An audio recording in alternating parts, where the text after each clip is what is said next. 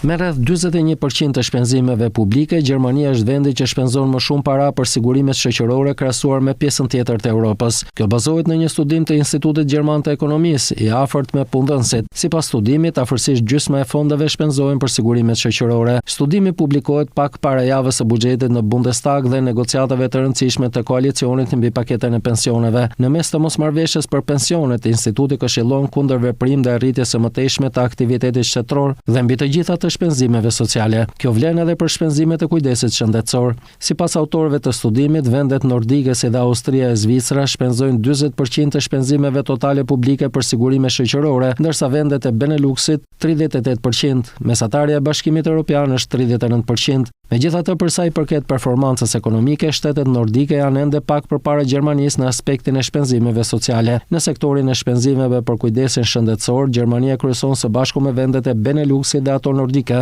Instituti shpjegon se shpenzimet për administratën publike janë veçanërisht të larta në Gjermani. Gjatë periudhës së studimit, ato u rritën ndjeshëm nga 7.2 në 11% të shpenzimeve publike. Në kontrast, Gjermania renditet të fundit në fushën e arsimit me 9.3% të shpenzimeve totale, ndërsa Austria dhe Zvicra rrjedhiten gati 50% më lart. Gjithashtu Berlini ka mbetur pas në investimet publike gjatë gjithë periudhës së vëzhgimit. Aktualisht investimet përbëjnë 6.2% të shpenzimeve totale. Për studimin u analizuan shpenzimet e përgjithshme të Gjermanisë dhe kostot në fusha të ndryshme për vitet 2001 deri në 2023. Si rajone të krahasueshme në Europën Perëndimore, instituti mori si referencë vendet e Beneluxit, Austrinë dhe Zvicrën, si dhe Danimarkën, Suedin, Norvegjin, Finlandën dhe Islandën, që janë relativisht të ngjashme me Gjermaninë në aspektin e zhvillimit ekonomik dhe formimit kulturor.